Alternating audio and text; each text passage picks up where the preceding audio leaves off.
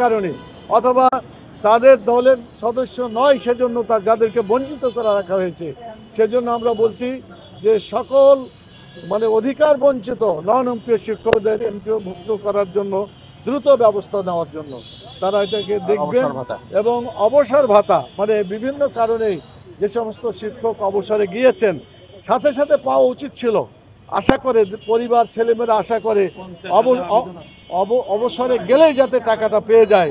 প্রায় 50,000 এরকম শিক্ষক আছেন যারা অবসরে গিয়েছেন এবং স্বতন্ত্র ইবতেদায়ী মাদ্রাসা সেখানেও যাতে তাদেরকে একই এমপিওভুক্ত করতে পারে এবং তাদের অধিকারগুলো পূরণ করতে পারে সেজন্য আমরা দাবি করেছি। এবং তারা যে আশ্বস্ত করেছেন যে ইনশাআল্লাহ এগুলো দেখা হবে এবং সত্যিকারভাবে যাতে এমপিওভুক্ত করা যায় সেটা আমরা চেষ্টা করে দেখব।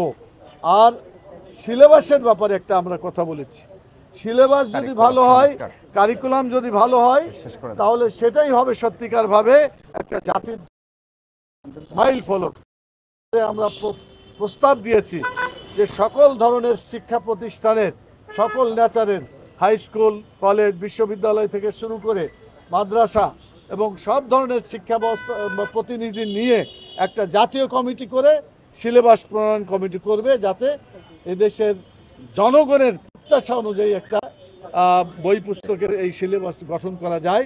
আমরা এই কথাগুলো বলেছি তারা এবং আগামীতে দেখবেন বলেছেন। আমরা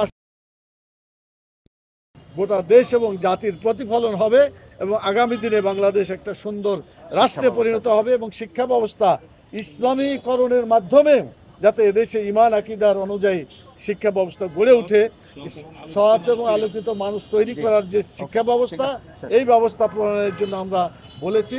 ওনারা দেখবেন বলে কথা দিয়েছেন। আমরা আশাবাদী ইনশাআল্লাহ এগুলোর ব্যাপারে সুবিবেচনা করা হবে।